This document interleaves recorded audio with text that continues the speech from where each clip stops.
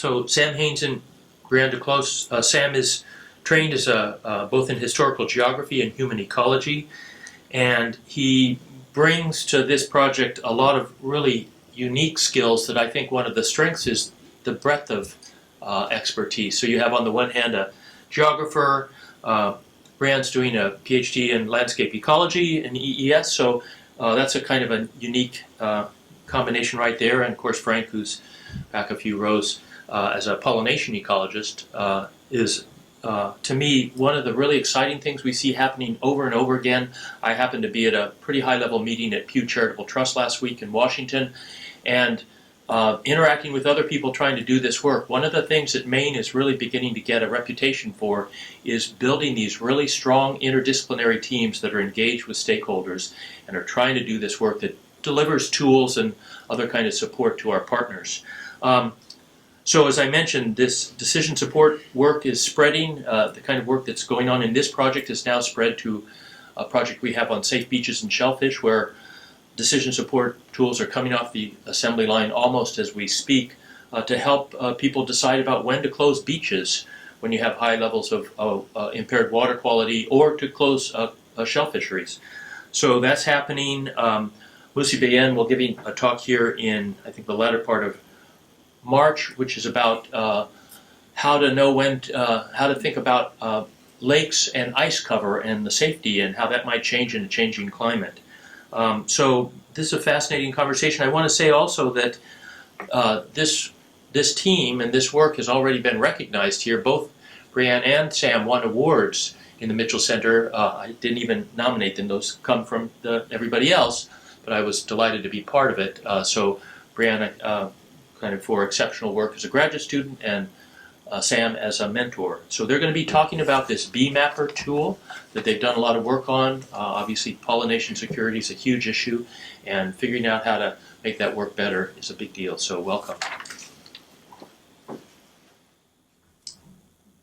Thank you everybody for coming today. I'm going to let Brianne do most of the talking since she's the one that's done most of the work on the bee mapper, but I do want to provide some broad context for what she's doing. So I'll do an introduction as a way of doing some context for her work. And it's going to be a Russian doll introduction. It's going to start with the big one and then get down to the small, Brianne's research question. So if I had to ask you what was the single best thing we've done for the environment in the last 100 years, what would it be? Single best environmental improvement in the way we interact with the environment in the last 100 years. Clean Water Act. We're starting really broad, right? Clean Water Act. And what else? Anybody else? Have we done anything? Any hands here? What? I would go with the lowering of the birth rate since 1970. So if our birth rate had kept going up after 1970, this wouldn't be called the Mitchell Center for Sustainability Solutions. It'd be the Mitchell Center for Population Apocalypse Preparedness. Right? We wouldn't be able to talk about sustainability even. So even if our modest birth rates that we have today remain unchanged, our trajectory looks like that. So they're going to keep going down. They've been going down since 1970, but that's 28 billion at the end of the century. And that's just if it kept going from what it was today, not 1970. We've been so successful at reducing birth rates that you now have pro-natalist policies. There's a Russian poster trying to encourage people to have bigger families. She looks very well rested for being a mother of triplet infants. So why did we lower birth rates? I would argue that there's two parts to this.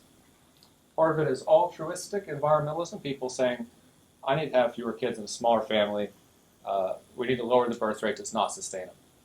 But part of it is what environmental sociologists call defensive environmentalism, which is people making a decision to benefit themselves and protect what they have, what's good for them and their families, and doing something that, when scaled up, when done broadly, can benefit the environment, but not for benefiting the environment. So why do most people have smaller families today? Well, they want to have careers, or they want to send their kids to college, something like that, not to benefit the global environment, but yet their actions have been tremendously beneficial for the global environment. So I want to look at defensive environmentalism a little bit here today in this introduction. So what is defensive environmentalism? Getting a little bit more focused here. This is based on Tom Riddell's work, if you want to read a little bit more about it. Basically, it's people usually in response to an adverse event taking some kind of environmental actions just to benefit themselves or their business or their family, but that when widely adopted benefit the environment more generally. And they often have some kind of defensive character. So let me give you another example of that, which is municipal recycling. You can't come in a room now without a recycling container. Is it driven entirely by altruistic environment? There's an environmental movement, people out there really pushing recycling, figuring out how to get it done, especially back in the 60s and 70s when it was starting. But what's really driving it is the decrease in the landfill availability and the rise in tipping fees, the rise in waste disposal fees. This is the amount of the municipal waste stream that gets recycled now. So growth in this, very important growth in this pro-environmental behavior, driven by adverse events affecting people. This is also driven by, you can look at it through a systems perspective, as tighter coupling in the system. As our environmental resource use systems become more tightly coupled, as population grows and resource use intensifies, we become more and more aware of the impact of our actions and are forced to take defensive environmentalist actions to deal with that. Okay, so classic example of defensive environmentalism. Oh, this is Fresh Kills landfill in New York City. I used to live nearby this. This was New York's last and biggest landfill, massive landfill complex in Staten Island that closed around 2000. New York City, 5 boroughs, the New York City's area has no landfills now. Okay, so getting a little smaller here, what is defensive environmentalism then in agriculture? Well, there's lots of examples of ways that farmers take actions to benefit themselves that when scaled up or when done collectively end up having a big positive environmental impact, like no-till plowing, integrated pest management. There's lots of examples. So here's just a little graph showing you a little bit about no-till plowing. It's gone from 1970 being maybe 5% of U.S. crops to our U.S. Farming acreage to over 35% today. Have some measure, not entirely, but some amount of no-till or minimum till, alternative till plowing going on. So we've done our integrated pest management, much more targeted use of pesticides to deal with pest problems. When we were doing pollination interviews, we would ask farmers, do you use integrated pest management? They said, yes, of course I do. We all do. But why do you? Well, it's a no-brainer. We don't want to spend pesticides, are expensive. Why do we want to use more pesticides? And we will harm our beneficial insects, and we're exposed to it too. So talking about it in terms of their own personal, how it benefits them personally, yet scaled up, integrated pest management on a national scale is very beneficial for the environment. So how can we then promote defensive environmentalist behavior in agriculture? Here's just a sticky trap for catching blueberry maggot flies as part of the IPM program in blueberries, or nest boxes for wild bees around blueberry fields. Okay, so if defensive environmentalism historically has been driven by either adverse events or by tightening feedback loops, one thing that we can do is create adverse events. No, wait, we don't want to do that. But we can help with the tightening feedback loops. A tightening feedback loop is just a complex systems parlance for helping people see the impact of their actions. And so how do you help farmers see the impact of their actions? Well, a lot of the things they have to see their impact on involve high uncertainty. If they involve very little uncertainty, it wouldn't need that much help. Your crop is getting wilted, it hasn't rained in 10 days, it needs some irrigation. So you can think of this comes out of information theory and Charles Lindblom, if you've read him, for example. You can think of decision-making along a continuum for very low uncertainty and easy to capture feedback, very high uncertainty and difficult to capture feedback. So a lot of the sustainability challenges in farming now involve this end of the spectrum in decision-making. So what kind of strategies make the most sense for high uncertainty situations? General, this again coming out of information theory, is gradual experimental change. Since you can't always predict exactly what's going to happen, it makes sense to be gradual and experimental in your change. This is adaptive management is based on this idea. Learning from others also helps you avoid a couple kind of mistakes that are inherent in gradual change. One is what they call the problem of local optimum. So you go down this decision-making pathway and you figure out how to do it well. Someone else went down that decision-making pathway and turned out to be a better pathway. You can't see that if you don't talk to them. Or the problem of gradual change is you evolve to deal with the 10-year-ago environment, or you deal with the environment, you learn how to adapt to the environment, and now the environment's changed. So to speed up learning and avoid the local optimum problem, learning from networks of other people that are doing the same kind of things are important. And I think that in Courtney Collins' talk, on the 24th, she'll talk a lot about both of these in blueberry pollination. It also makes sense to use rules of thumb, or to have tools to help you make rule of thumb decisions. So if you have a very complex decision that you have to make, a lot of variables, a lot of complexity to the decision, and you have to make it by 3:45, if you half an hour, what do? You use a rule of thumb. We've all done this, right? And it's not, using rules of thumb is a very logical way to respond to this kind of situation. They're not dumbed down. They actually synthesize a lot of information into a small space that can be usable for you. So what kind of tools help farmers generate useful rules of thumb where they can gather information fairly quickly and make quicker decisions? Okay, so heuristics, I should really put in tools here. So what tools work best to help farmers capture feedback? We've managed to make it to our last doll now.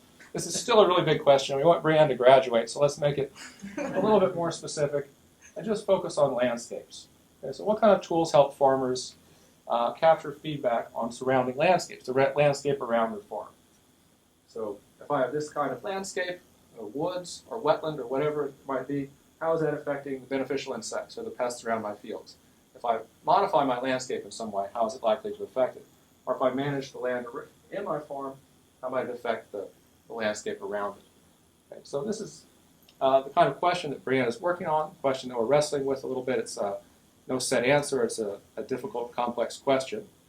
But I think it's fascinating to think about the kind of tools that can help farmers develop these kind of rules of thumb and make decisions under this kind of situation.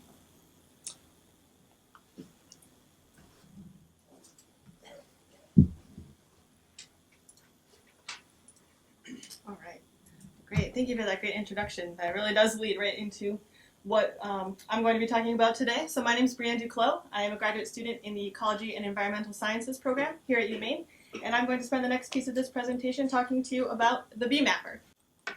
So what exactly is this bee mapper? Bee mapper is an interactive and internet-based tool that allows wild blueberry growers to assess the wild bee habitat around their crop fields. This is something we've been working on since July of 2014, and I've highlighted some of the pieces of the development timeline with you here. In November of 2014, I presented a conceptual idea of this tool to the Wild Blueberry Commission Advisory Board. This is a group of wild blueberry researchers and growers that make influential decisions regarding the research and marketing directions of the wild blueberry industry. And it was really great to get some positive feedback from them about the potential for this tool right out of the gate.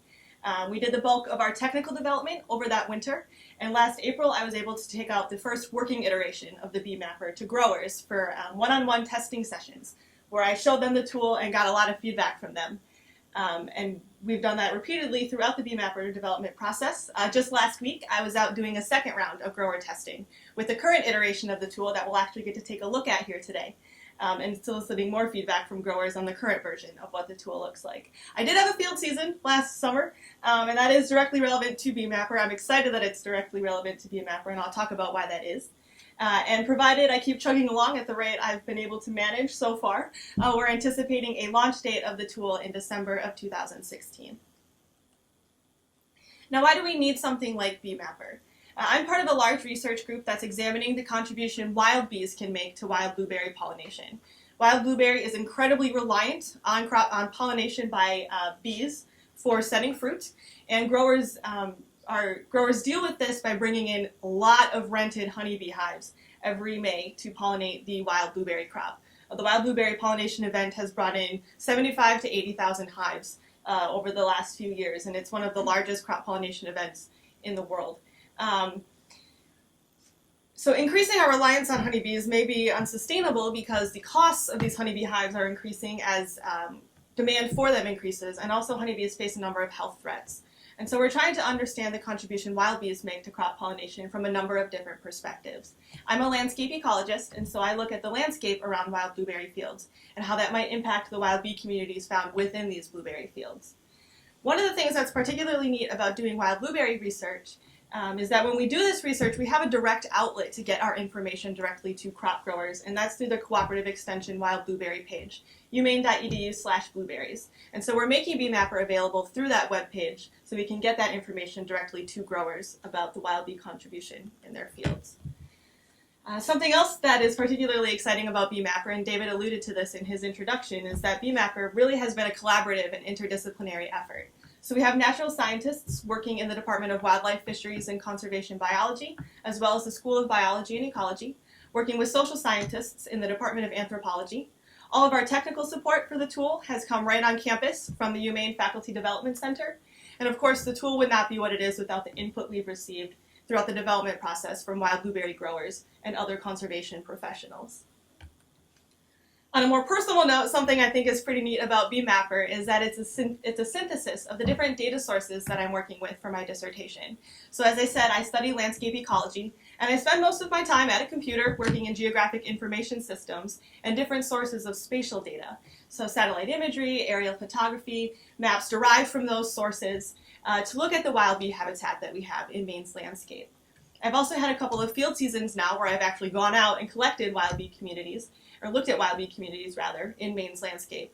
The third piece of input that's being synthesized into BMapper, and this is BMapper specific, is the stakeholder input that I've been able to go out and collect by meeting one-on-one with growers and getting their feedback on what the tool is. So let's talk about each of these data sources now. BMapper is a mapping tool, and so we've got a couple of maps. This is the first here. It is a map of land cover type. It's based on the 2004 Maine land cover dataset, which has a 5-meter spatial resolution. And that's really exciting as pollination ecologists because many of the land cover datasets out there have a 30-meter spatial resolution. And some of the smallest wild bees we have in the state, 30 meters is their entire landscape. So having a finer resolution dataset here really allows us to capture variation in the landscape that is important to those tiny wild bees.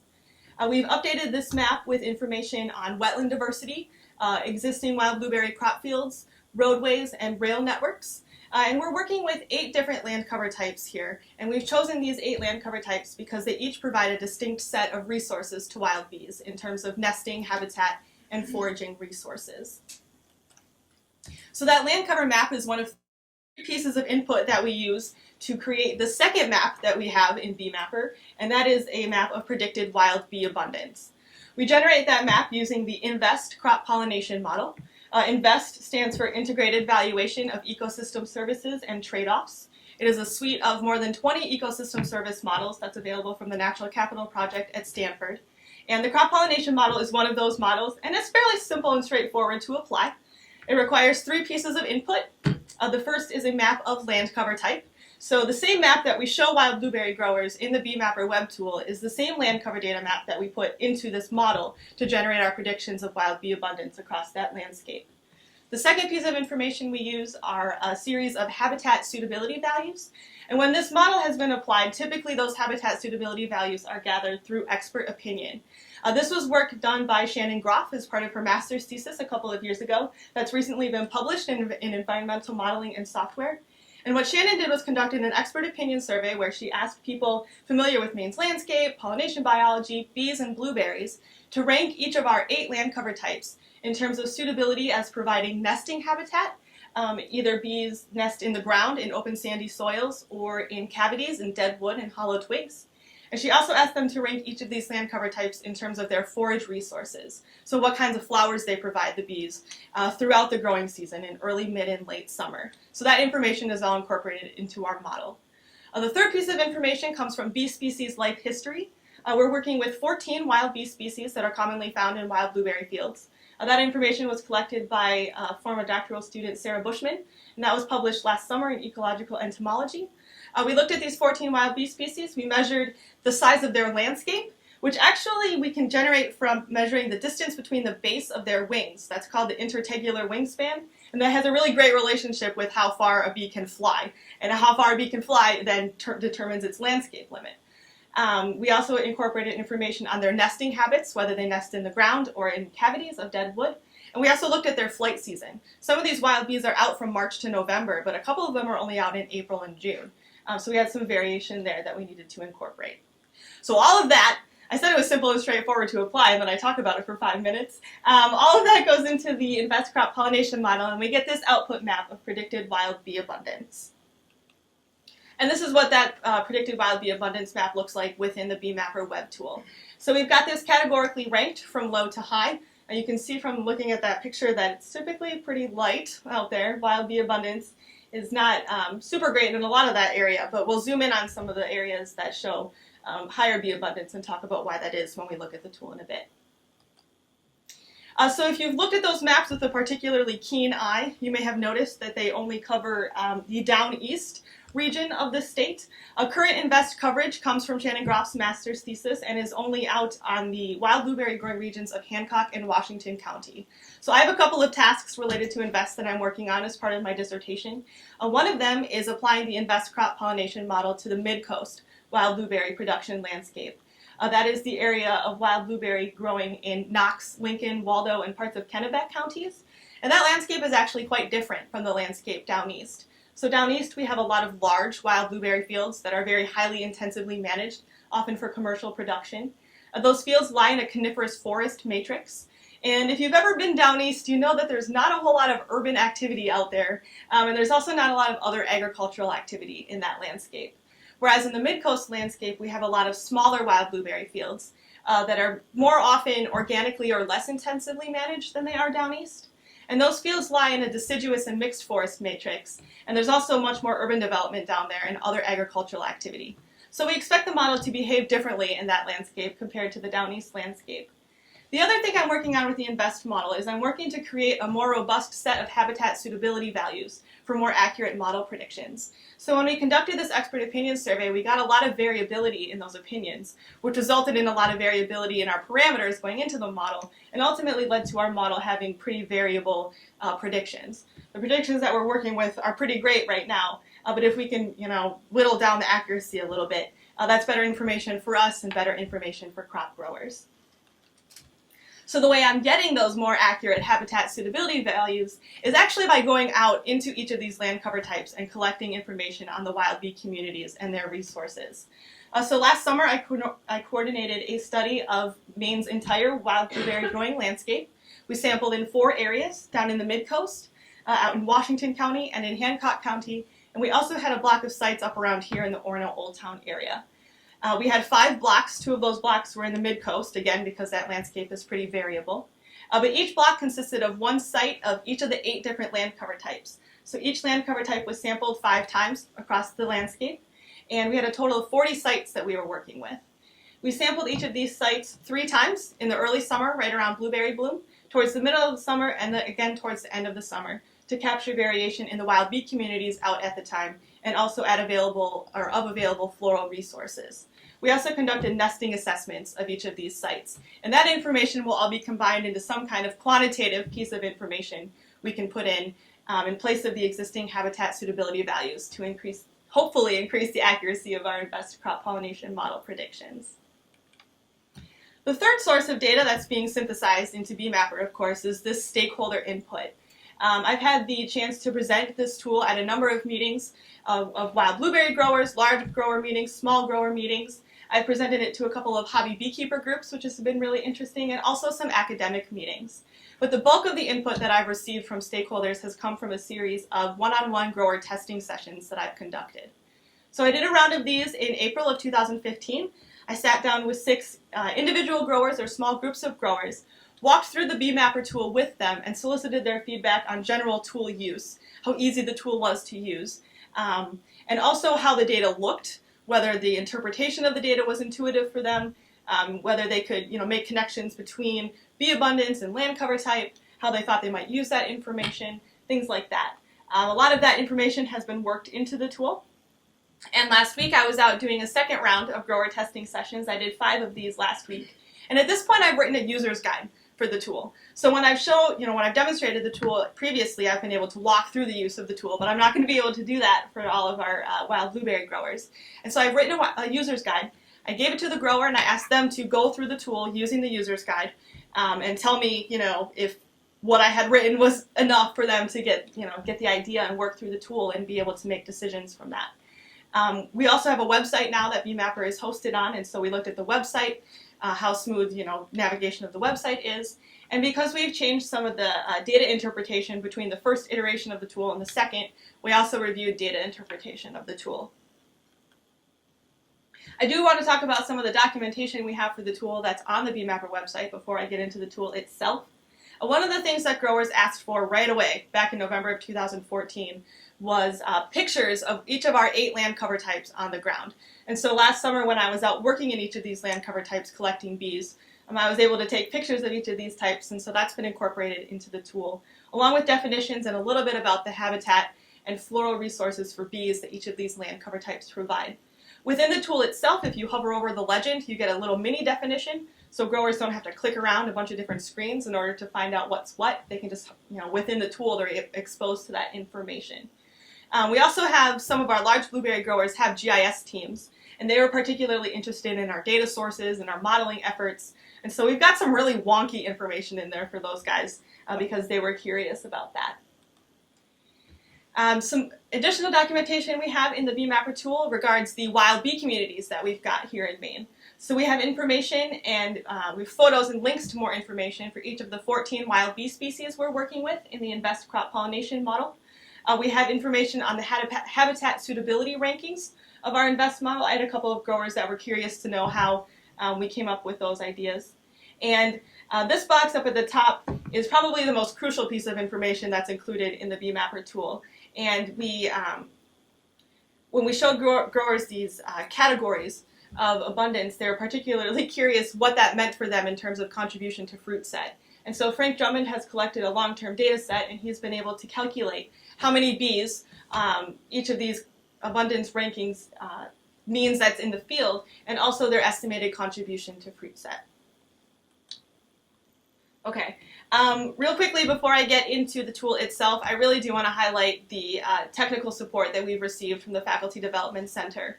We received support from the Mitchell Center to contract the Faculty Development Center to put this tool together for us. And the way they were able to do that is by utilizing a number of open source web mapping tools. A lot of times tools like this are contracted out to big firms, and we have been able to put this together using open source tools, which has been really exciting. The tool itself is hosted right on campus on a server provided by the Advanced Computing Group. I've had a really great time working with the Faculty Development Center and would highly recommend them if anybody is looking at doing similar work. All right, so let's actually look at the tool itself. Okay, so Bee Mapper is currently not publicly accessible. It's currently residing on the university's development server. And this is what the homepage for the tool looks like right now. We've got a nice picture of a wild blueberry field. Not a lot of bells and whistles. And all you do here to start Bee Mapper is click right on the map and the tool will launch. Bee Mapper is based on, or is overlaid onto a Bing Maps background. It looks and feels exactly the same as Google Maps, but Bing Maps is more friendly when you're working with open source tools than the Google Maps API was. When you jump into the tool here, we can look at, here we go. Is it gonna go? Oh no. Well, what it's supposed to do when you click that button is go from a roadmap to a satellite imagery aerial photography map, much like Google Maps does. In this corner here, we have our address locator, so we can find blueberry fields using latitude, longitude coordinates, a zip code, a street address, even a township name will get you to where you need to go. As far as navigating through the tool, you can scroll up to zoom in and out. Oh my gosh, there we go. Okay, great. I got a little scared for a second. So you scroll up to zoom in, you can scroll down to zoom out, and then we've got zooming in and zooming out buttons down in the lower right corner here for growers to use. In the case that you get really lost and you don't know where you are and you need to try again, let's see, there we go. We can click this return button and it will return us to the full extent of the tool. So we've got some navigational options there. We're working on a feedback form. We're soliciting feedback from users in a few different categories, just any general things that they want to talk to us about. One of the things that's particularly exciting about this is we can get data information on land cover map inaccuracies. And so if you get to a spot and the land cover is incorrect, you can select that category, and then you can take a custom screenshot with this area of interest tool that will let you do that. And that will come back to us then, and we can work on our end to fix that and get that information back into the tool.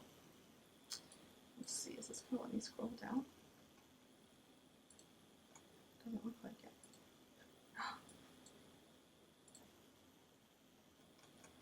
Oh no.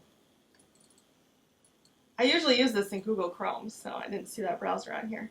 I'm just going to close the tool and relaunch it. Great. Okay.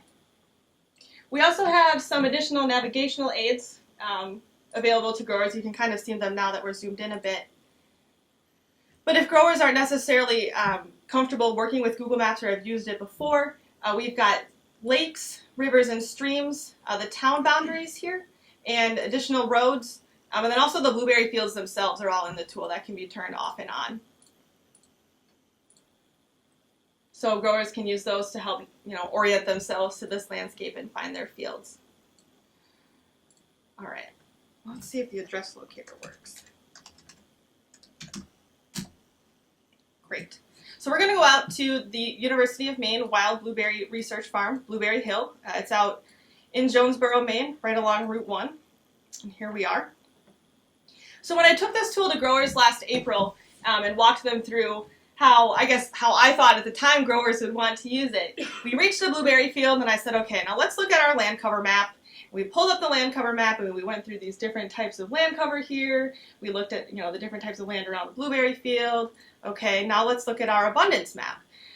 We went through all this stuff and reviewed it and talked. And then what we did was we clicked on the field. And this is different now than it was when I was testing the tool in April of 2015. But the more I kept talking about the tool to these growers, they were like, we don't have time for that. And I totally understand that. What they wanted from me at that point was a one-click, easy summary of the data that BMapper offers them around their crop field. And so we've been able to incorporate that through a series of pie charts that come up when you click on your blueberry field here. And you'll see we've got 2 circles around that crop field, and those represent the wild bee source habitat for short-distance foraging bees, so tiny wild bees that typically fly 250 yards or less, and long-distance foraging bees that can fly up to 1,000 yards or less. Working with growers, they don't want to hear anything in meters, so everything's been converted here to yards.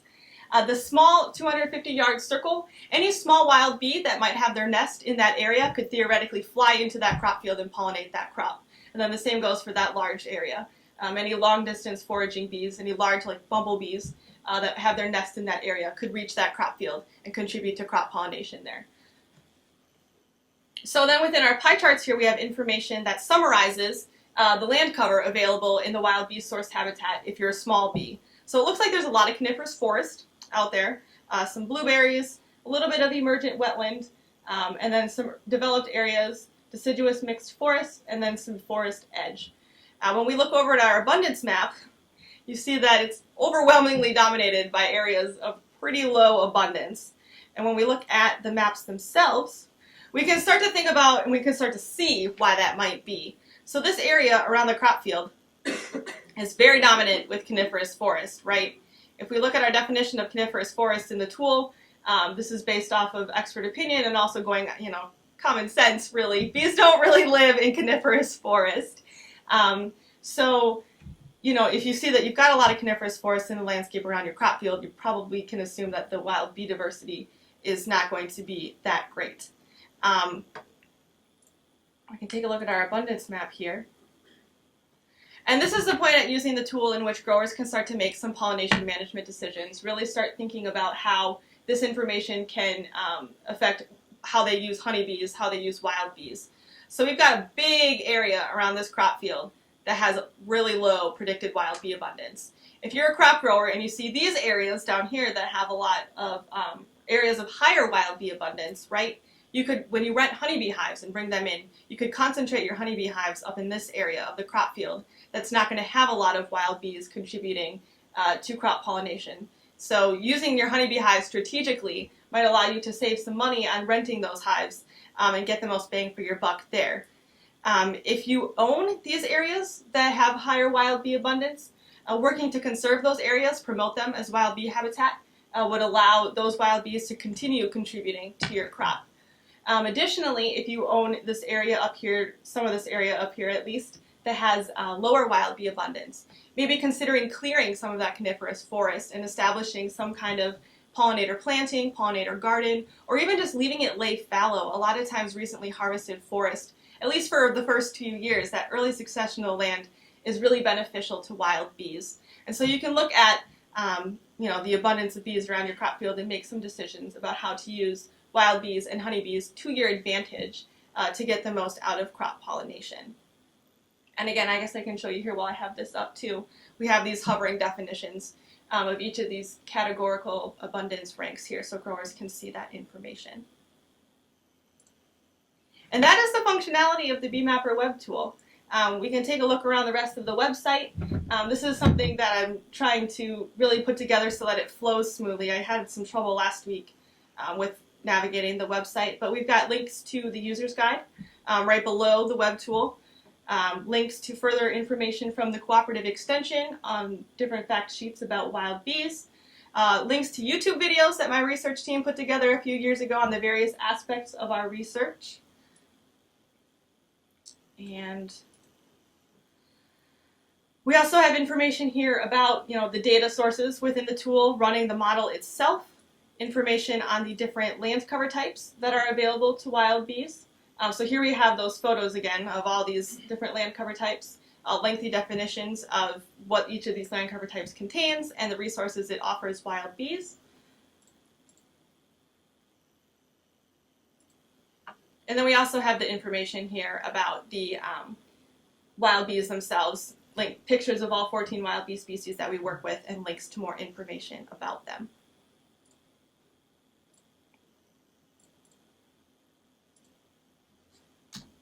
Okay, so I have a lot of work to do remaining on this tool. I got a lot of great grower feedback last week when I was out doing my testing sessions, and so I'm going to work now to incorporate that into the tool. I'm working on completing invest modeling in the mid-coast portion of the state, and where I'm at with that right now is I'm working with our land cover data down there, working to increase the accuracy of it in order to create the most complete and accurate record of wild blueberry fields that we can before I really get going into the model there. I'm also working on refining those model parameters with field collected data. So the bee specimens that I collected last summer have been sent out to taxonomic experts for identification to species, and then once I have that data, I'll use that in conjunction with the floral data I collected and our nesting assessments to generate these new habitat suitability parameters. Something that's really exciting for us, growers really wanted a printed copy of the user's guide to work with when using this tool, and we were unsure how we were going to be able to provide that for them. But we've been approved through the Maine Agricultural and Forest Experiment Station to put together a technical bulletin that will contain the user's guide for the web tool, and also information on using open source web mapping tools to translate university-generated information into tools that the public can use. So that's going to be a multi-purpose document that we hope is well received. And again, working on all of this stuff, we are anticipating a launch date of December of 2016.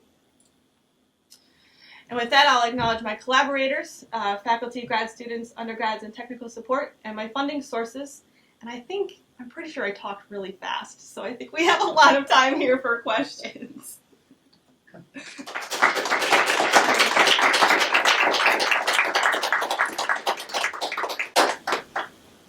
want to thank the Mitchell Center for their support too. They support the USDA. There's a special crop research initiative grant that funds the pollination security project. The Mitchell Center did provide really timely funding that helped us on the BeeMapper, so we wouldn't have this without the Mitchell Center support. Yeah.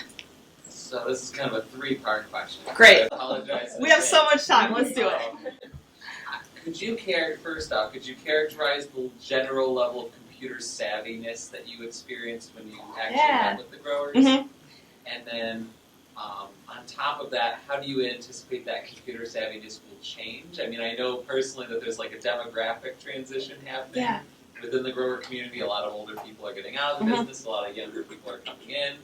And third, on top of that, do you anticipate any need to have like an analog component to this for those people who are just really averse to computer-based tools? Well, my testing sessions have ranged from working with growers who have their own GIS teams, so they're incredibly sophisticated on all things technological and could probably do way more than I ever could, to last week I finally got to sit down with some old-timers. And that was incredibly rewarding to see, because I grew up with this stuff, right? Like, I take this for granted, being able to use computers. But some of these guys, you're right, blueberry growers have an older demographic, particularly in the Down East area where the tool is. But the great thing, all of these growers have used the university's cooperative extension Wild Blueberry page, and they've all used Google Maps. And so with that Google Maps space, as soon as you say Google Maps to any of these guys, they're like, oh yeah, okay. And they're able to click through and navigate. As far as utilizing the mapping portions of the tool and really getting into the nitty-gritty of what the tool offers, I did have some trouble with that. And I think, how to highlight that, whether we incorporate some kind of like guiding pop-ups into the tool, pop-up arrows that, click here and try this, or click here, something like that. Or, emphasizing the user's guide as a document where, if you flip through the pages, it shows you how to use the tool and how to get the most out of it. I have had people talk to me about, can I just email you and get a printout of what the tool offers? I don't know that we have the personnel capability to do that. As somebody said that, I have to graduate, right? So I don't know that we're going to be able to incorporate that. But that is definitely something that's been talked about. And you had a third part of that question. Just if you wanted to ever thought about doing something analog. Okay. With the project. Yeah. Those people who are just not going to refuse to go online. Yeah, I mean, and we understand that too when we go out and talk to people. Like, this won't be for all wild blueberry growers. And when I presented this at large wild blueberry meetings, I get a lot of interest from people in the mid-coast part of the state who, because we don't have coverage there yet, haven't even had a chance to test it. And so there's different audiences there, a lot of potential for further use of the tool. But yeah. Brink.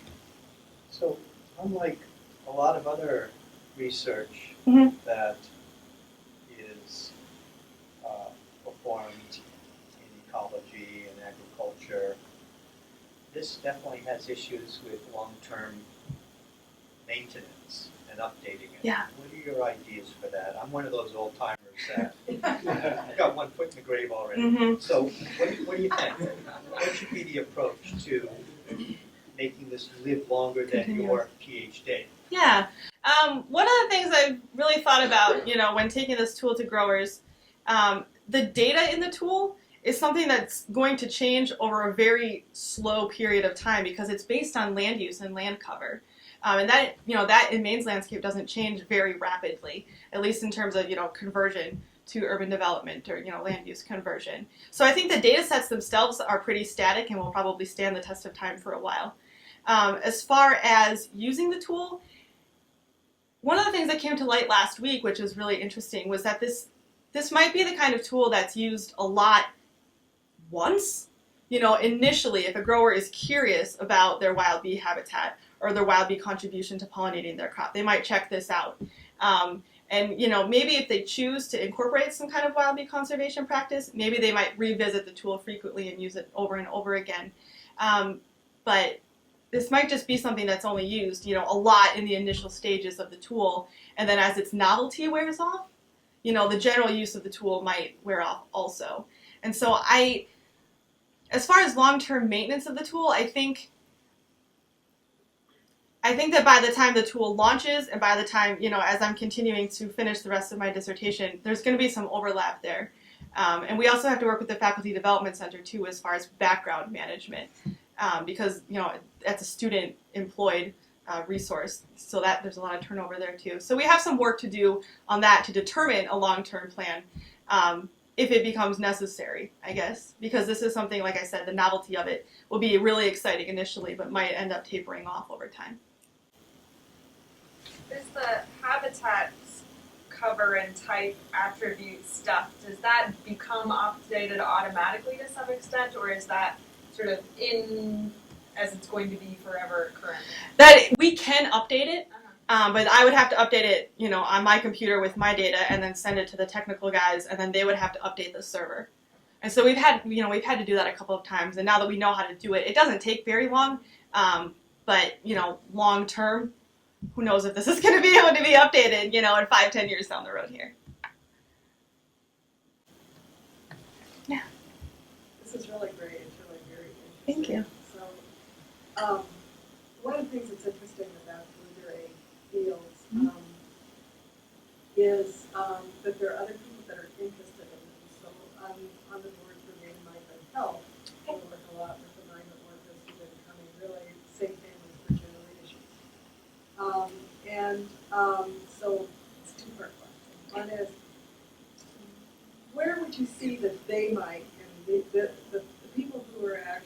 they're not there at the beginning of the season, they're there later, but they really care about these fields. Sort of what might be sort of strategies for getting them involved in some way. The second thing is at one of our meetings, our annual meetings, the leader of Wyman came and talked about what's going on for them, and they said they really have to appeal to Starbucks now because Starbucks is really their major buyer of a lot of their blueberries. Okay. And they're really looking at things like their pesticide use and how they carry out their operations. So when you think about those other groups that are really making a difference now to what's happening with blueberries, is there a way you might tell them about this, or what do you see as possible? Yeah. Well, I'm fine if there aren't any answers. No, sure. One of the things that's really been exciting about the testing process and the development process is, I started, targeting this specifically towards wild blueberry growers. And I presented now a couple of times to hobby beekeepers who are really interested in using this tool to look at, what kind of land is out there for their honeybees. And so, if you're a migrant worker and you're coming up, for a few weeks at the end of the summer, and you're curious to see what the landscape looks like up here, maybe. What do they have to offer me? What's around? What can I go check out, if I'm too tired, or if I'm not, super tired when I'm not working, where can I go explore? It is a mapping tool. You can use it for that way. And then you can also, that's how I would use it if I was a migrant worker coming up here. And the other part of your question was about... It's just about Starbucks. So there's these groups that are now saying, we're going to look real closely at the processes that you're using and what you're doing with your land and if it's safe, because we want to be able to report to people who are buying our muffins that have your blueberries here, that how you're handling everything. Okay. Wyman's, I know, is on, there are Wyman's of this, so there's Wyman's of Maine and there's Wyman's of PEI, and Courtney Collum could tell you a lot more about what Wyman's is doing as far as pollinators, working with pollinators and incorporating wild bees. They're pretty progressive in their practices in PEI, and Wyman's of Maine is definitely taking, they're watching what they're doing in PEI and thinking about incorporating that into their own practices. And they can look at something like BeeMapper and figure out, if they do want to put in pollinator habitat, where they can put that. Wyman, part of what was interesting is they said they saw a real future for them in being able to appeal to even more organizations like Starbucks by being able to really look at their practices and thinking about what they're doing. Another way that tool could be interfaced is we just published a study that showed that in general the consumers will pay 20% more for blueberries that are pollinated by native bees compared to honeybees. And so this can sort of show the native bee landscape and where you might buy your blueberries from if you were trying to market to that group of consumers. Yeah, Alex. Just out of curiosity, I just had this thought. Is there any particular barrier that keeps this tool from being applied to any other kind of agricultural field that might be within these areas? Other than just knowing where those fields were? Yeah. Like if you could put them on the map, was that all you needed to be? It's a limitation of the INVEST model. So when we work with the INVEST model, we're working with wild bees that are found in wild blueberry fields. It's a wild blueberry focused model, and so you can actually indicate that when you run the model. We're looking at the bees around these specific areas, and we highlight the wild blueberry fields as that area.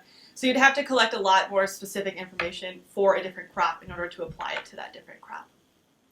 So that's the limitation of that. David? It's a great talk. I'm wondering back to the way that Sam framed it in terms of uncertainty. Yeah. And I don't know very much about how different kinds of farmers think about different kinds of uncertainty. So presumably you have issues about their perceptions of colony collapse disorder and what that means for honeybees, what the price of hives are, how that might differ for farmers of different age or generations, maybe how long they think they're going to be there for, and what the converting habitat, getting rid of coniferous forests and so on. Do you pick up on that when you're interacting with the farmers? Do you see differences in their approach to what tools they're looking for and how they look at relative kinds of risks or uncertainties? Yeah. I know Sam's talked to a lot more growers than I have, so he might be able to shed some more light on this. But bees are definitely something that growers think about a lot. And because there's a lot of uncertainty in, there's a lot of risk, I guess, in investing in honeybees, and they all do it. They all bring in way more honeybees than they probably need just to ensure that they're going to have successful crop pollination. But even then, they have, the weather to consider. Honeybees will only go out and pollinate, right, if the weather's nice. In the last few years, the weather has not been great during crop pollination, and so they have to deal with all of that, when crop pollination is happening. You could probably expand on that. Yeah, it's a fascinating topic, and the way I think about both honeybee, I'm certainly about honeybees too, because how many honeybees exactly do you need? At what point are you oversaturated your field? So there's uncertainty about that too. And there's uncertainty about national honeybee health. They have very different opinions about colony collapses, or whether national honeybee health trends are really that dire or not. So yeah, it's very interesting. There's a lot of variation within industry, and it's, it definitely comes out, and that's what we do in those interviews. We talk about pollination. Yeah, a lot of variation in the way people think about it. Mm-hmm.